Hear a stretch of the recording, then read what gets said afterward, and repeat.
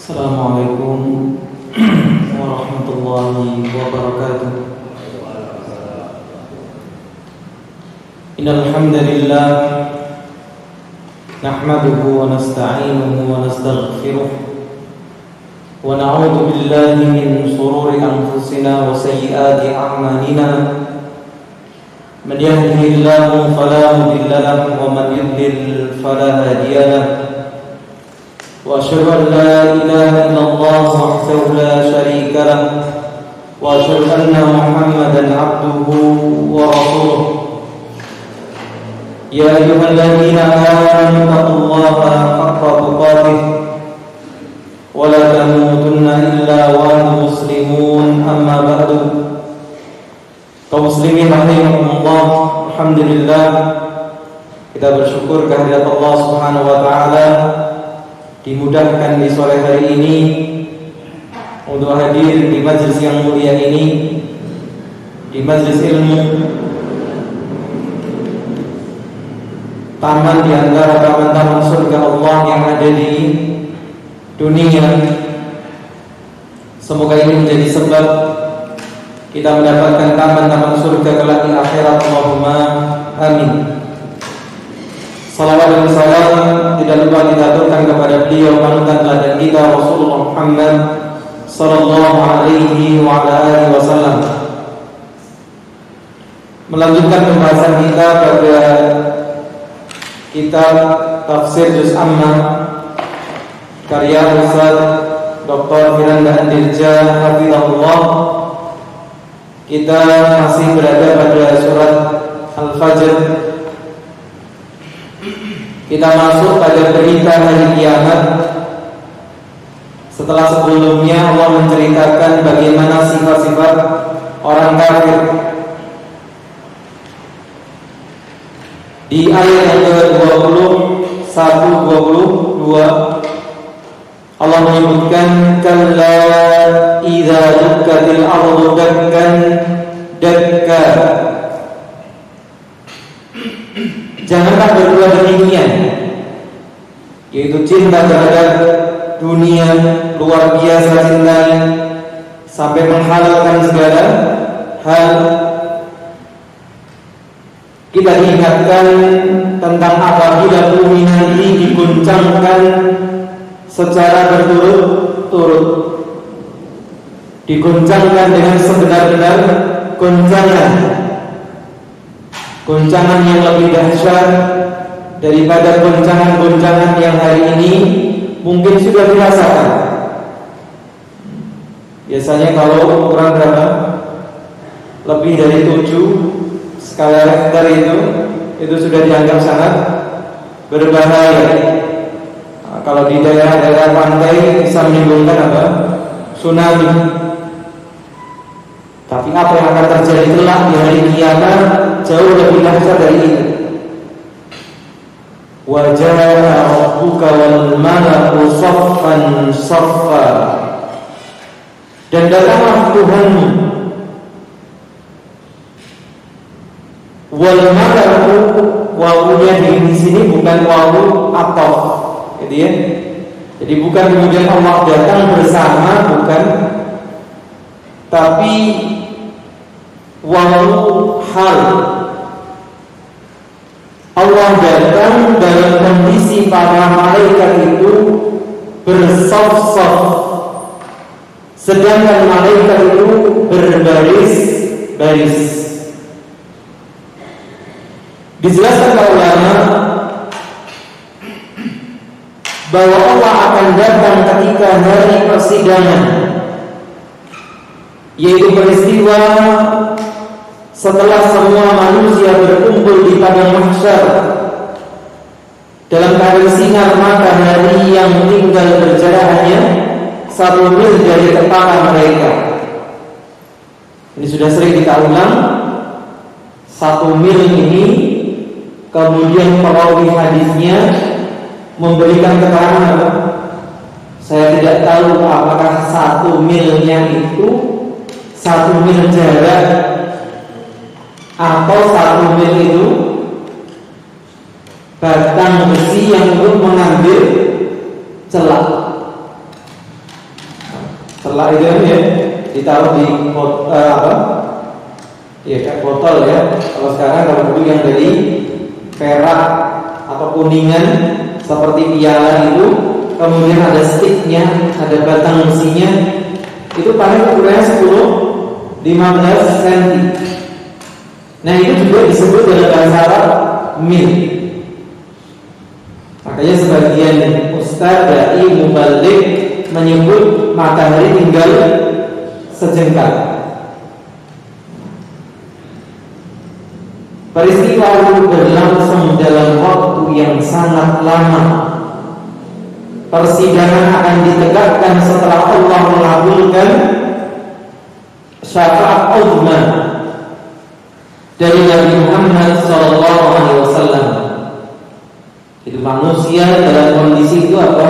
Kebingungan, kesana kemari mencari syafaat dari Nabi Adam. Akhirnya yang mau memberikan syafaat siapa?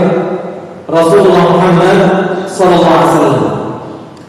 Kemudian dia mendatang untuk melakukan persidangan. Dia siapa?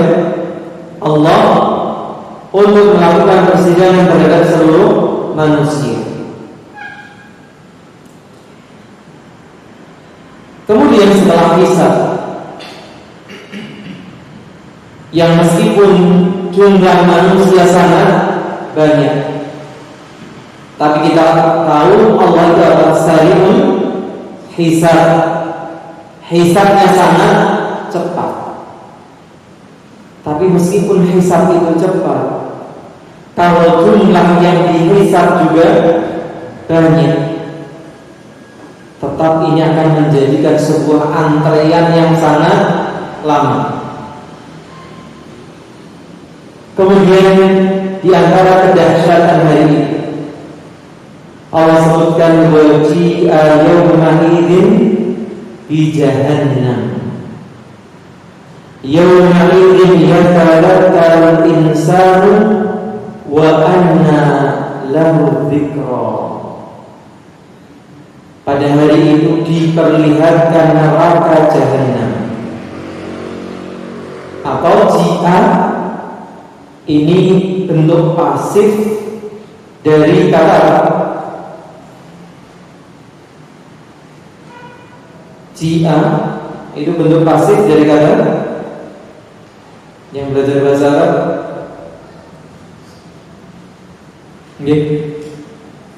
Dari kata ja'a. Ja'a itu datang.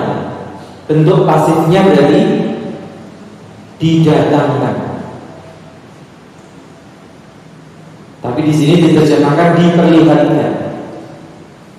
Nanti dalam hadis akan disebutkan, kita akan tahu bagaimana dahsyatnya didatangkannya neraka jahannam. Dan pada hari itu ingatlah manusia baru sadar,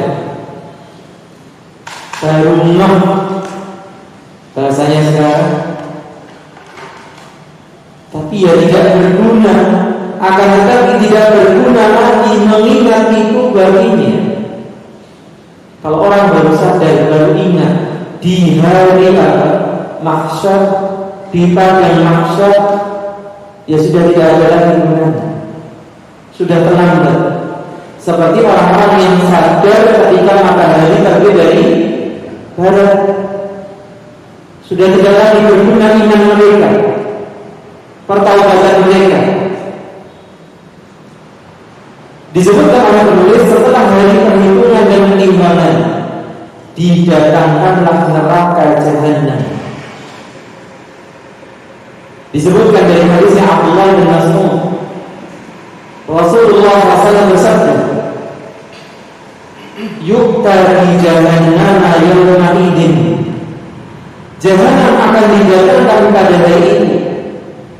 Laha sab'una alfi zimamin, dan ia mempunyai 70.000 tali kekang. Pada momen karnaval ya istilahnya, perayaan begitu, kadang ada kendaraan-kendaraan yang tidak pakai mesin tapi didorong dan ditarik. Nah, kalau kendaraannya ukurannya besar, pasti tali yang digunakan untuk menarik itu banyak, besar, yang menarik juga banyak.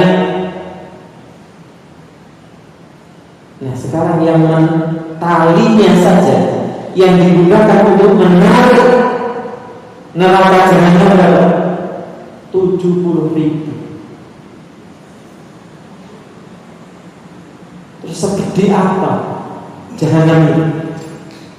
Ma'akul lizimamin sab'una alfi maradin yajurrunaha.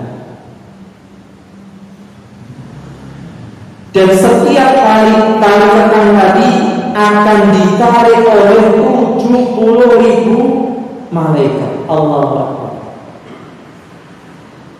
Seberapa gedenya tali ini sehingga bisa dipegangi 70.000 malaikat itu satu tali. Dan ada 70.000 tali. Berarti totalnya berapa malaikat yang menarik neraka jahanam? 4,9 M. Allahu Akbar. Hadis ini menunjukkan bahwa neraka jahanam itu sangat besar, sehingga dibutuhkan 4.900.000.000 malaikat untuk menariknya.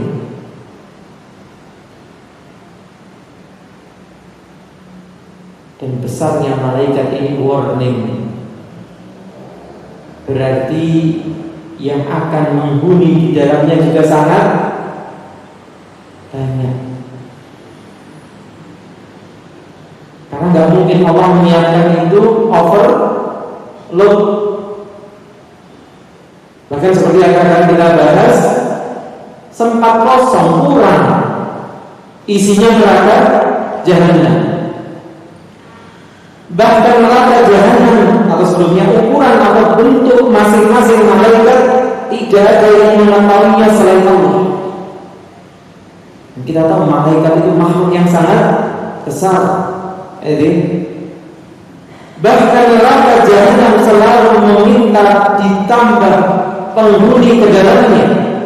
Allah berfirman tentang perkataan neraka jahanam,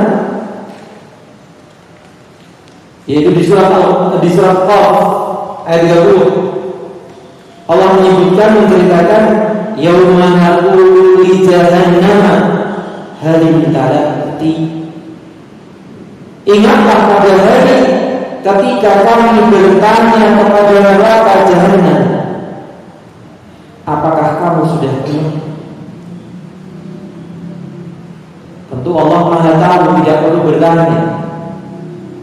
Tapi pertanyaan-pertanyaan yang Allah ajukan seperti ini sebenarnya untuk apa? Kita berpikir, untuk kita merenung, menghayati. Allah tidak perlu bertanya, sudah tahu isinya neraka jahanam. Allah tanyakan kepada neraka jahanam, apakah kamu sudah penuh? Wa taqulu hal min mazid. Allahumma musta'an. Nasallallahu salamah wal afiyah. Ternyata jahanam mengatakan apa? Ia menjawab, masih adakah tambahan? Berarti masih ada tempat di neraka jahanam. Semua itu karena neraka jahanam sangatlah luas. Kemudian disebutkan dalam hadis bagaimana Allah meletakkan telapak kakinya di neraka jahanam. Kemudian di jahanam itu saling menutup. Ibaratnya mungkin kalau bisa kita bayangkan di dunia, sesuatu yang menyusut. Akhirnya neraka jahanam mengatakan apa? Qat, cukup. Artinya sudah penuh akhirnya. Lalu neraka jahanam akan marah dan ingin segera menalan calon penghuninya. Allah ceritakan di dalam surat Al-Furqan ayat 12, "Idza ra'atuhum min makanin ba'id sami'u laha taghayyuzan wa zafira." Apabila ia yang menyerahkan melihat mereka dari tempat yang jauh, mereka mendengar suaranya bergemuruh karena kemarahannya. Ya Allah Akbar.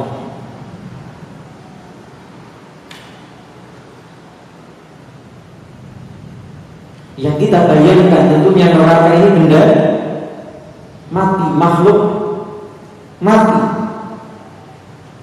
Tapi ternyata dia itu dikendalikan. Dia bisa marah, dia bisa memakan, bisa menjawab pertanyaan Allah. Jadi, maka ini ngerinya neraka jahanam. Sehingga manusia yang baru menyadari di hari tersebut, apa yang akan dia katakan? Yaqulu ya laitani qaddamtu li hayati. Dia yang orang kafir mengatakan, alangkah baiknya kiranya aku dahulu mengerjakan amal saleh untuk hidupku ini. Pada hari itu setiap manusia akan mengingat seluruh perbuatannya yang berupa kebaikan dan keburukan. Namun semuanya tidaklah berguna karena yang tersisa atau yang bersisa hanya penyesalan. Para ulama berkata bahwa orang yang menyesal bukan hanya orang-orang yang diazab. Allah, bukan hanya yang lupa beramal, bukan hanya yang banyak dosanya, bukan hanya orang-orang yang ingkar terhadap Allah, tetapi orang-orang mukmin pun juga menyesal. Mereka merasa ibadah yang dikerjakannya kurang banyak. Ini level orang beriman yang sudah beramal. Lalu bagaimana kalau hari ini amal kita masih kurang? Maka manfaatlah aji mumpung masih hidup. Al-Imam Ibnu Katsir berkata, firman Allah, dia mengatakan, alangkah baiknya sekiranya dahulu aku mengerjakan kebajikan untuk hidupku ini. Berarti ia menyesali perbuatannya di dunia. Apabila ia seorang pelaku maksiat, ia menyesali kemaksiatan yang pernah dilakukannya. Namun jika ia seorang yang taat, ia membayangkan seandainya dapat menambah ketaatan dan ibadahnya. Jadi semua orang menyesal. Yang taat pun menyesal kenapa tidak memperbanyak ketaatannya. Muhammad bin Abi Umayyah radhiyallahu anhu berkata, "Lau anna 'abdan kharra 'ala wajhi min yawmi wulida ila an yamuta haraman fi ta'atillah." Jika ada seorang hamba tersungkur di atas wajahnya sejak lahir hingga meninggal karena menghabiskan waktu dalam ketaatan kepada Allah. Jadi seandainya ada di antara kita sejak lahir ceprot ke dunia langsung sujud sampai tua meninggal sampai umur 60, sampai umur 70, 80, tidak pernah mengangkat jidatnya. Setiap saat, setiap waktunya digunakan untuk sujud. Apa kata beliau? La haqqarahu dzalikal yawma. Pada hari itu ia akan merasa sedikit amal perbuatannya. Itu kalau 70 tahun selalu dalam keadaan taat. Ternyata kelak di hari kiamat manusia itu akan menganggap remeh, menganggap itu sedikit. wala wadda annahu rudda ila dunya kayma yazdada min al-ajri wal thawab. Wala wadda, sesungguhnya ia akan berkeinginan, berkhayal dan membayangkan seandainya ia dikembalikan lagi ke dunia agar dapat menambah pahala dan ganjaran ibadah. Maka kita sering diingatkan, hidup kita sekarang ini, apapun kondisinya, adalah hidup yang dihayalkan mereka yang sudah mendahului kita meninggal. Amal sekecil apapun itu amat sangat berharga kelak di akhirat. Maka seringkali Rasulullah mengingatkan, la tahqiranna minal ma'rufi syai'an. Jangan pernah meremehkan kebaikan sekecil apapun. Kebaikan yang bisa kita lakukan, sekecil apapun kebaikan tersebut, apa? Kerjakan.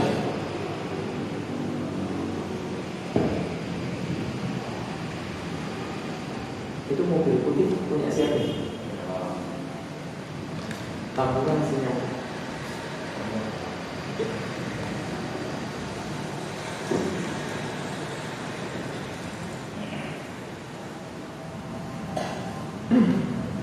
Maka subhanallah, jadi lagi-lagi menggunakan haji mumpung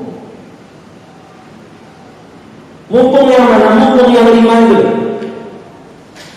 apa? Syababaka qabla haram. Yang muda-muda, mumpung masih muda, sebelum masa tuamu. Kemudian apa?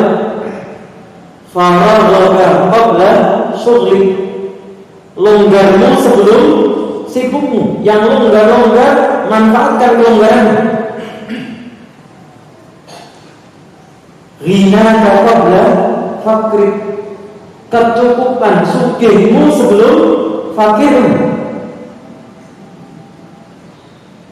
Sehataka qabla saqam, sehatmu sebelum sakit.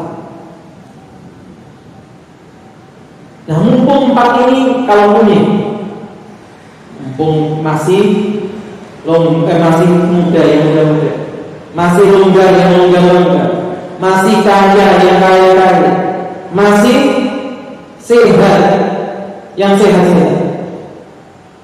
Terus kalau nggak punya 4 ini, minimal kita ini yang hadir di sini masih punya yang 1.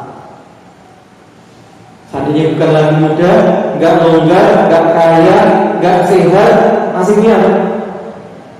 Hayataka qabla mautik, hidupmu sebelum mati. Dan insya Allah sebenarnya selain yang kelima, kita masih punya sebagian dari yang keempat. Sejak dimasukkan ke kuburan, orang-orang kafir sudah menyesal. Lalu mereka makin menyesal ketika diperlihatkan neraka jahanam. Ini kondisinya orang kafir. Kalau kondisinya orang beriman, menyesal, tidak memperbanyak ketaatan.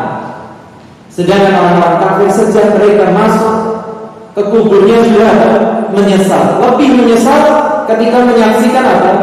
Neraka, tempat tinggal mereka selamanya. Ketika dimasukkan ke dalam neraka jahanam, mereka makin bertambah menyesali. Namun penyesalan tersebut tidak ada gunanya lagi. Allah berfirman tentang penyesalan mereka di surat Fatir ayat 37, wa hum yastarihuna fiha, dan mereka berteriak di dalam neraka. Na'udzubillah dzalik. Kalau sebagian tabi'in itu takut dicabut keimanannya kelak ketika sakaratul maut. Jadi jangan pernah kita merasa aman karena kita sekarang jadi orang Islam dan insya Allah orang beriman. Ini kan orang kafir. Sebagian tabi'in itu takut, selalu menangis. Takut kalau dicabut keimanan yang menjelang wafat. Di mana kalau keimanan dicabut tempat yang kekal di neraka, mereka mengatakan Rabbana akhrijna na'mal salihan ghairal ladzi kunna na'mal. Ya Tuhan kami, keluarkanlah kami dari neraka. Niscaya kami akan mengerjakan kebajikan yang berlainan dengan yang telah kami kerjakan dahulu. Tapi Allah bantah bahwa mereka kalau diberi kesempatan untuk kembali, ya paling sama saja yang akan dikerjakan. Kemudian dahsyatnya hari itu diungkapkan dengan kalimat yang singkat. Fa yauma idzin la yu'adzibu 'adzabahu ahad. Maka pada hari itu tiada seorang pun yang menyiksa seperti siksanya, seperti yang diungkapkan para nabi yang didatangi manusia untuk diminta syafaat. Apa perkataan yang sama diucapkan masing-masing nabi? Sudah sering ya ngaji tentang kisah syafaat itu. Apa yang dikatakan? Perkataan yang sama. Kalau alasannya kan beda-beda dari setiap nabi.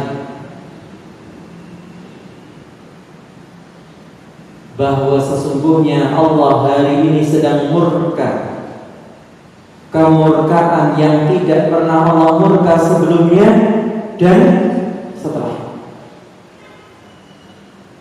Maka azab hari itu berangkat dari kemurkaan Allah yang sangat, sehingga azab yang tidak pernah disaksikan dahsyatnya seperti yang terjadi hari itu.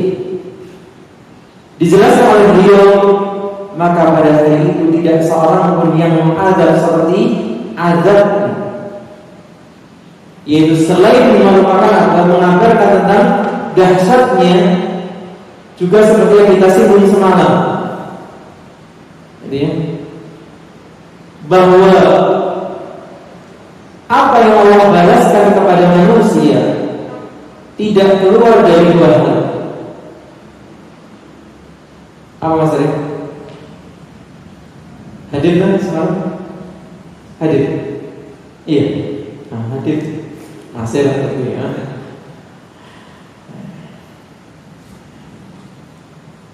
Apa? Al-adl wal fadl.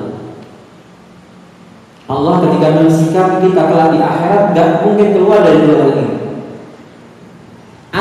Adilnya Allah, yang berbuat salah dihukum. Allah adil. Yang berbuat kebaikan dibalas sesuai kebaikannya. Atau sikap kedua, apa itu? Fadl. Dengan kemurahan Allah, yang berbuat salah diampuni. Boleh enggak? Boleh. Karena fadl itu Allah juga adil.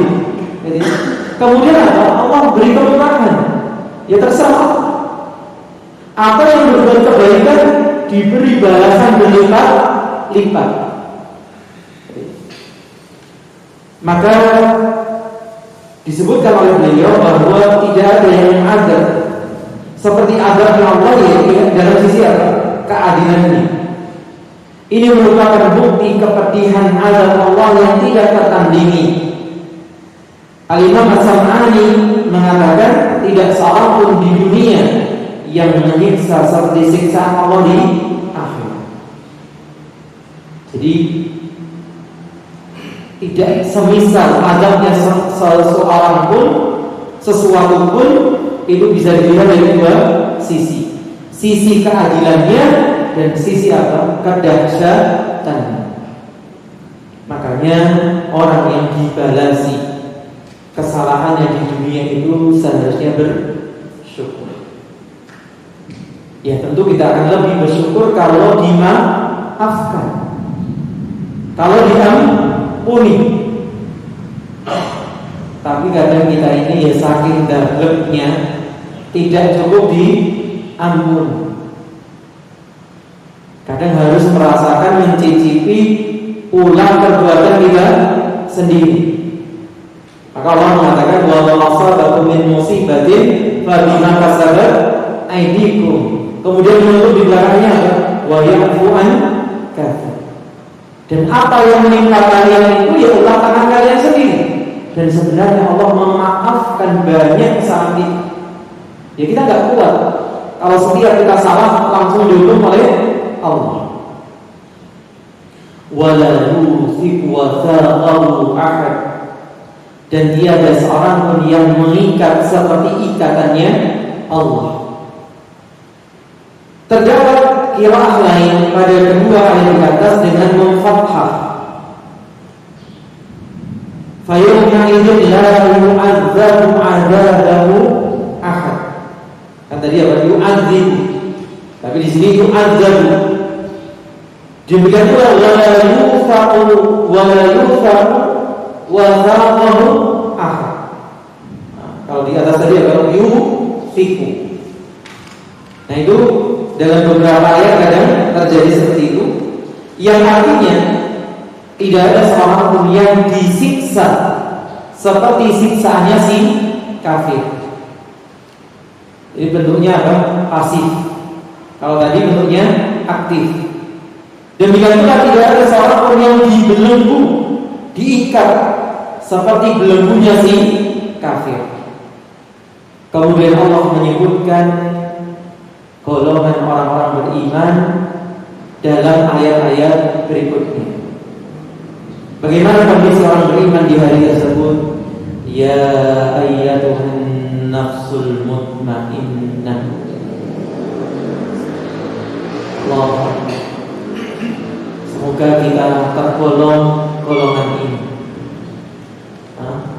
yang dipanggil dengan panggilan yang begitu lembut indah. Hei jiwa-jiwa yang tenang.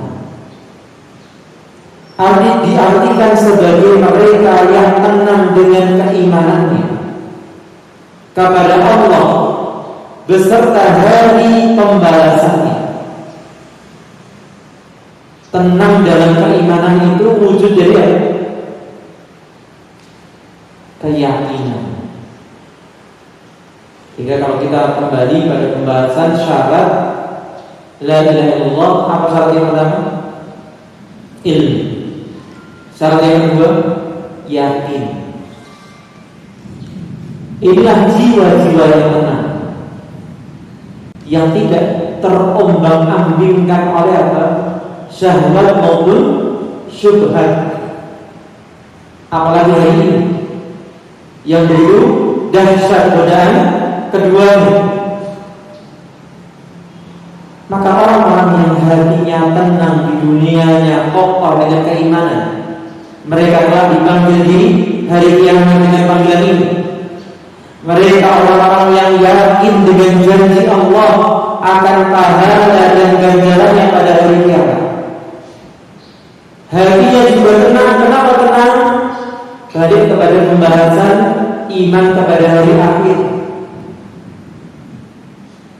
Hatinya itu gak pernah gelisah. Burung tuyuman gak gelisah. Sok bae ning akhirat. Gitu. Belum punya mobil, gak apa-apa. Mobilnya akhirat luwe apik. Gak punya kaplingan, gak apa-apa. Kaplingan akhirat lebih baik. Sehingga hidupnya tenang karena yakin dengan pahala dan jalan akhirat. Tidak dipenuhi kegelisahan.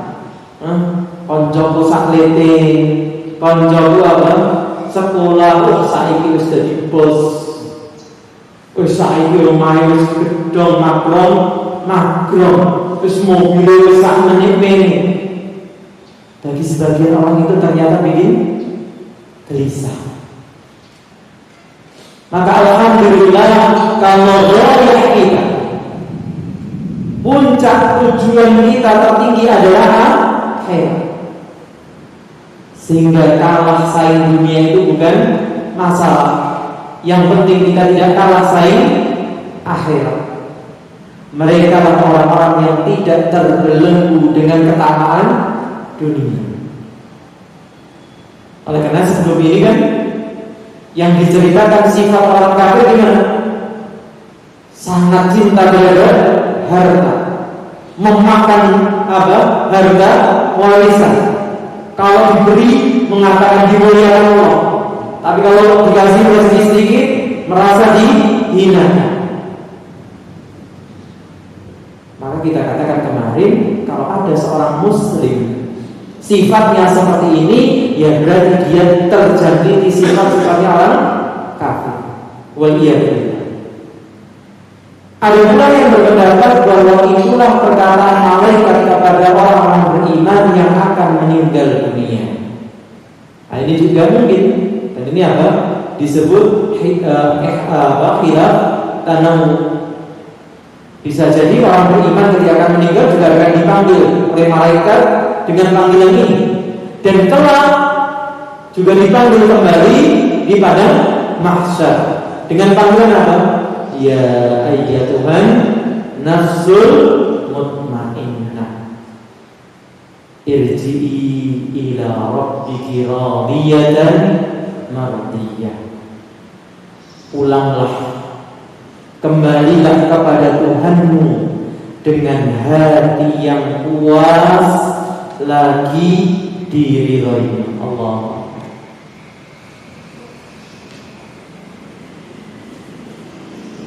Semoga ini keadaan kita semua kelak ketika di akhir hayat kita, kondisi yang husnul khatimah, berpulang kembali kepada Allah dalam keadaan hati yang puas, hati yang bersyukur, dipenuhi keridhaan kepada Allah Subhanahu wa taala, dan Allah pun ridha kepada kita. Allah menyebutkan bahwa Allah sebelumnya dijelaskan irji'i ila rabbiki, kembalilah, pulanglah kepada Rabbmu atau Tuhanmu. Maksudnya adalah mereka menuju surga. Allah mengatakan dalam surat Al-Qamar ayat 54-55, innal muttaqina fi jannatin wa nahar. Sesungguhnya orang-orang yang bertakwa berada di taman-taman dan sungai-sungai. Fi maq'adi sidqin 'inda malikin muqtadir. Di tempat yang disenangi di sisi Tuhan yang berkuasa. Bahkan bukan hanya sungai-sungai yang mengalir di bawah taman-taman. Kita sekarang melihat sebagian tempat wisata akhir-akhir ini meja kursi itu ditempatkan di atas sungai. Jadi makan, berwisata sambil kocehan. Allahu Akbar. Dan itu di dunia ternyata mengasihkan, menenteramkan. Bagaimana ini sungainya akhirat. Dan ini fitrah manusia, gitu ya. Hal ini diucapkan malaikat kepada orang yang beriman yang akan meninggal dunia. Malaikat itu memberikan bergembira kepadanya tentang surga.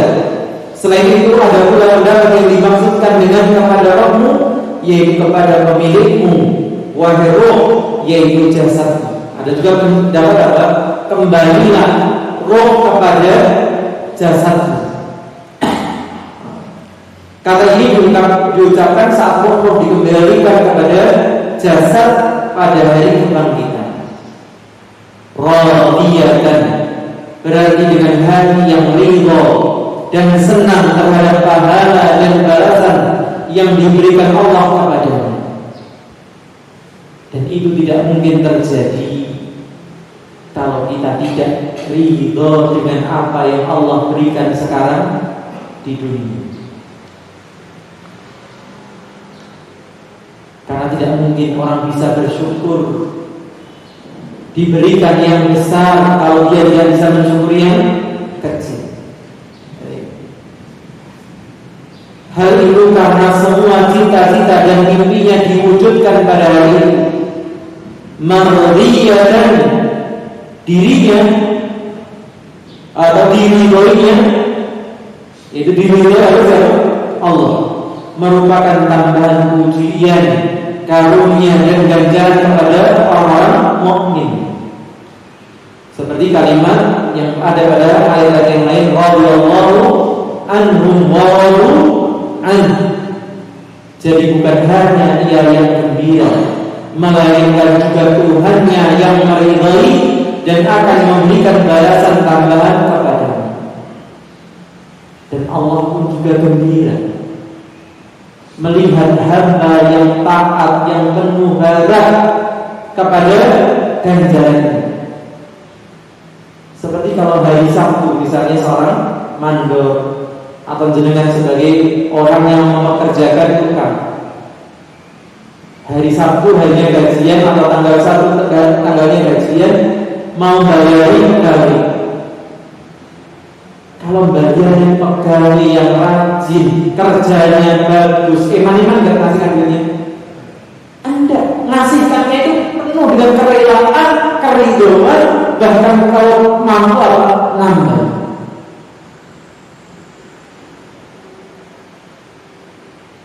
Tapi kalau mengasihkan kepada pegawai tekone telat, kerjane lelet, gimana? Jadi orang tak potong, tapi yo mesake, anaknya akeh, grundel. Ini, nah kira-kira kita ini menjadi pegawai yang taat, yang menggembirakan Rabb kita, atau yang membuat murka Rabb kita? Maka jawabannya kembali kepada masing-masing. Fadkhuli fi ibadi, maka masuklah ke dalam jamaah kelompok hamba-hamba. Mereka hamba-hamba Allah yang saleh. Inilah kabar gembira bagi penghuni surga, bahwa mereka tidak akan masuk surga sendirian. Meskipun neraka jahanam demikian dahsyatnya, demikian besarnya, demikian banyak penghuninya, tapi demikian pula penghuni surga juga tidak kalah banyak. Akan ada teman-teman penghuni surga. Wadkhuli jannati, dan masuklah ke dalam surga. Jika pada ayat sebelumnya Allah menggunakan dhamir al-ghaib, yaitu kata ganti orang ketiga, wadkhul ya ayyuhan nafsul mutmainnah irji'i ila rabbika. Rabbmu, seakan orang lain yang disebutkan. Di sini Allah menggunakan kata ganti apa? Langsung dirinya.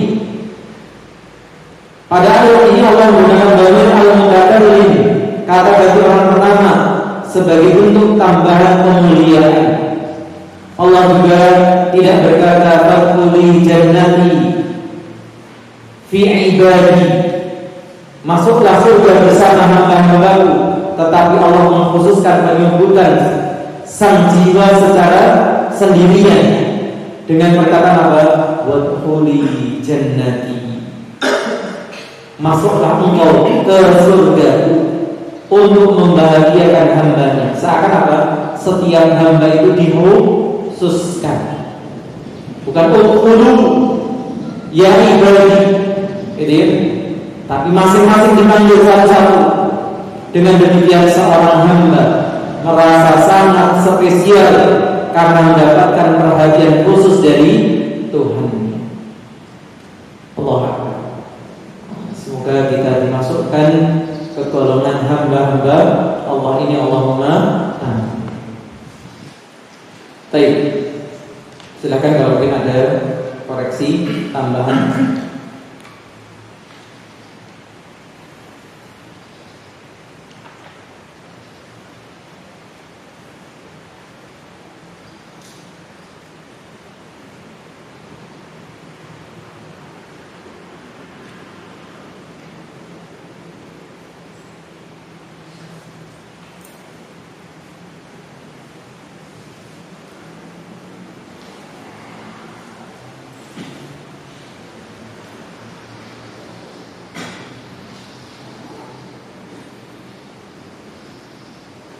Iya, kalau tidak ada kita cukupkan. Semoga bermanfaat. Kurang dan lebihnya saya mohon maaf. Jazakumullahu khairan telah menyimak. Wassallallahu ala nabiyyina Muhammadin wa ala alihi wa sahbihi ajma'in. Subhanallahumma wa bihamdika asyhadu an la ilaha illa anta astaghfiruka wa atubu ilaik. Assalamualaikum warahmatullahi wabarakatuh.